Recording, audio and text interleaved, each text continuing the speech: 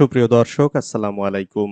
News 24 এর এখনকার update সংবাদে আপনাদেরকে স্বাগতম। প্রথমেই জানিয়ে দিচ্ছি সংবাদ শিরোনাম। সরকার যদি বেশি সময় নেয় তাদের সরকার পরিচালনা করা সম্ভব হবে না, মন্তব্য অলি আহমদের। শেখ হাসিনার হাতে আছে 18 দিন, অপশন মাত্র দুটি।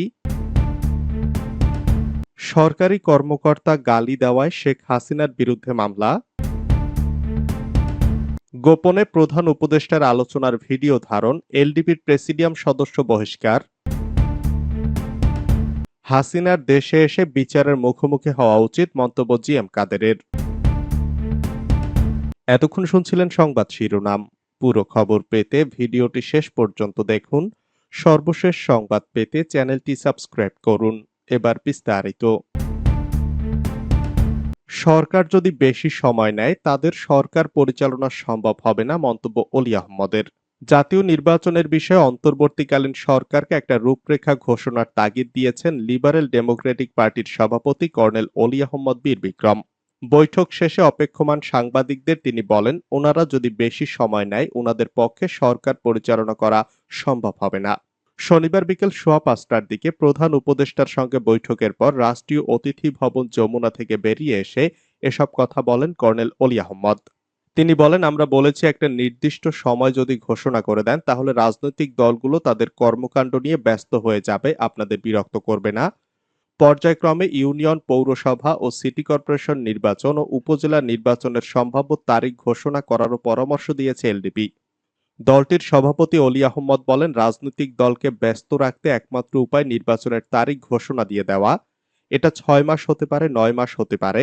নির্বাচন তো হতে হবে, তবে সংস্কার হওয়ার আগে কোনো নির্বাচন বাঞ্ছনীয় নয় বলে মন্তব্য করেন তিনি। অলি আহমদ বলেন, অন্তর্বর্তীকালীন সরকারের প্রধানকে বলেছি আপনি এখনো বিপদমুক্ত নন। যারা ষড়যন্ত্রকারী তারা এখনো ষড়যন্ত্র করে যাচ্ছেন। যারা হাসিনার পদলেহী তারা এখনো চাকরিচ্যুত হননি, তাদের বিরুদ্ধে দুর্নীতির অভিযোগ নিয়ে তদন্ত শুরু হয়নি। একজন লোককে এক জায়গা থেকে অন্য জায়গায় বদলি করলে সমস্যার সমাধান হবে না। যারা প্রকৃতপক্ষে দোষী, দেশের শত্রু, জনগণের শত্রু, তাদের জেলে নিক্ষেপ করতে হবে। তাদের বিরুদ্ধে কঠোর ব্যবস্থা নিতে হবে, তাহলেই এদেশের মানুষ শান্তিতে ঘুমাতে পারবেন। শেখ হাসিনার হাতে আছে 18 দিন, অপশন মাত্র দুটি। বাংলাদেশের ক্ষমতাচ্যুত প্রধানমন্ত্রী শেখ হাসিনা এখন ভারতে অবস্থান করছেন। শতাধিক মামলা হয়েছে তার বিরুদ্ধে, এর মধ্যে হত্যা মামলায় বেশি। গণহত্যার মামলা নিয়ে আন্তর্জাতিক আদালতেও যাওয়ার প্রস্তুতি চলছে। তার লাল পাসপোর্ট বাতিল হওয়ায় ভারত থেকে অন্য কোনো দেশে যাওয়ার সম্ভাবনা কমে গেছে। ভারতের আইন অনুযায়ী বিনা ভিসায় শেখ হাসিনা সেদেশে 45 দিন থাকতে পারবেন। এর মধ্যে কেটে গেছে 27 দিন, হাতে আছে মাত্র 18 দিন। এই অবস্থায় ক্ষমতাচ্যুত বাংলাদেশের প্রধানমন্ত্রী শেখ হাসিনার সামনে দুটি পথ খোলা রয়েছে। হয় তিনি ভারতের রাজনৈতিক আশ্রয় চাইবেন, নয়তো দেশে ফিরে আসবেন। এই মুহূর্তে আর কোনো অপশন নেই 77 বছর বয়সী এই সাবেক প্রধানমন্ত্রীর হাতে। ভারত এখন কি করবে? তারা কি শেখ হাসিনাকে রাজনৈতিক আশ্রয় দেবে, যেমনটা দিয়েছিল 1975-এ বঙ্গবন্ধু হত্যার পর? 6 বছর ভারতের রাজধানী নয়াদিল্লিতে আশ্রয় ছিলেন শেখ হাসিনা। জানা যায় ভারত এখন উভয় সংকটে। তারা কি তাকে রাজনৈতিক আশ্রয় দিয়ে বাংলাদেশের সঙ্গে বৈরী সম্পর্ক তৈরি করবে, যে সম্পর্ক এখন অনেক তিক্ততায় পরিণত হয়েছে? ভারত বিরোধী সেন্টিমেন্ট আগের থেকে অনেক বেশি এখন। বহির্বিশ্ব ভারতের সাম্প্রতিক তৎপরতা নিয়ে নানা প্রশ্ন দানা বাঁধছে। ভারত কি শেখ হাসিনাকে প্রোটেকশন দেবে? পাসপোর্ট বাতিল হয়ে যাওয়ায় শেখ হাসিনা এখন উদ্বাস্তু। অন্য কোনো দেশে যাওয়ার ইচ্ছা থাকলেও তা খুবই কঠিন। চীন এবং ভারত হাসিনাকে নিয়ে বাজি ধরেছিল, দুটো দেশেই হেরেছে। মাঝখানে জিতে গেছে অন্য একটি দেশ। চীন সতর্ক হয়ে গেছে, ভারত হাসিনাকে ঘিরে স্বপ্ন দেখছে এখনো, কিন্তু ইতিহাস অন্য কথা বলে। দিল্লিতে ভারতের পররাষ্ট্রমন্ত্রী জয়শঙ্কর হাসিনার ভবিষ্যৎ নিয়ে কোনো স্পষ্ট ধারণা দেননি। এই অবস্থায় হাসিনা যদি ভারতের রাজনৈতিক আশ্রয় চেয়ে বসেন, তখন তাদের নীতি কি হবে তা নিয়ে উভয় সংকটে প্রশাসন। রাজনৈতিক পণ্ডিতরা দ্বিধা বিভক্ত। হাসিনাকে দেশে ফিরিয়ে আনার ব্যাপারে চাপ বাড়াবে ভারতের উপর।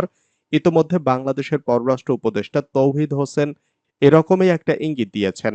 ভারতের উদ্বেগ সেভেন সিস্টার নিয়ে। হাসিনার জামানায় স্বস্তি এসেছে, প্রতি বিপ্লবের পথে গিয়ে যেটুকু অর্জন তা হারিয়ে যেতে পারে। এই আশঙ্কাও তাদের মধ্যে রয়েছে। তাদের ভয়, হাসিনার প্রতি কৃতজ্ঞতাবোধ দেখাতে গিয়ে চীনের আগমন ঘটে কিনা, সে নিয়েও তাদের মধ্যে সংশয় রয়েছে। তাছাড়া মার্কিন যুক্তরাষ্ট্র অনেকটা নীরবেই তাদের অবস্থান সুসংহত করেছে। ঢাকার রাষ্ট্র ক্ষমতা এখন ডক্টর মোহাম্মদ ইউনূস, যার সঙ্গে রয়েছে পৃথিবীর অধিকাংশ রাষ্ট্রপ্রধান ও সরকার প্রধানের সরাসরি যোগাযোগ। তিনি চাইলে অন্তত ১০০টির দেশের সরকার প্রধানের সঙ্গে যখন তখন কথা বলতে পারেন। এ কারণে ভারত সতর্ক পা ফেলছে।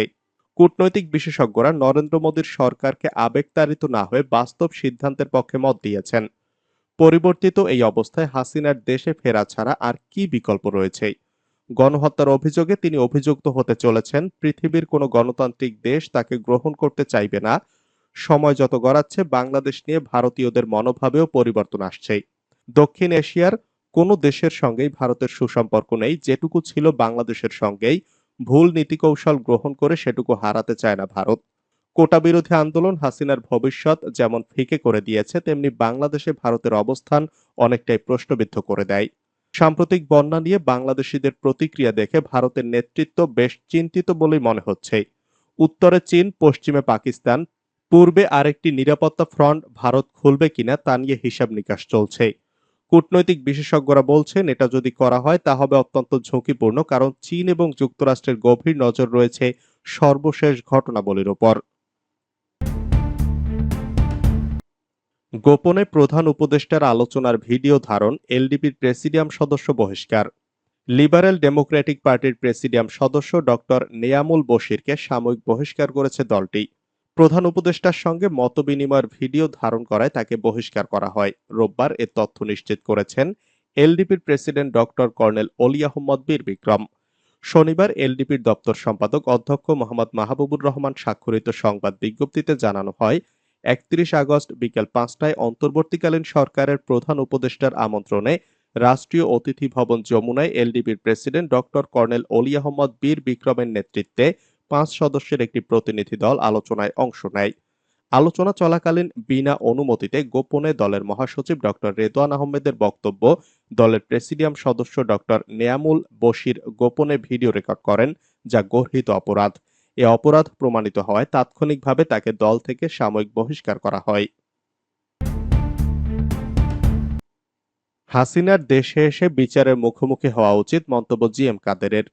দেশে ফিরে এসে শেখ হাসিনার বিচারের মুখোমুখি হওয়া উচিত বলে মনে করেন জাতীয় পার্টির চেয়ারম্যান জি এম কাদের। রোববার বিকেলে রাজধানীর বনানীতে জাতীয় পার্টির চেয়ারম্যানের কার্যালয়ে আয়োজিত সংবাদ সম্মেলনে সাংবাদিকদের এক প্রশ্নের জবাবে একথা বলেন তিনি।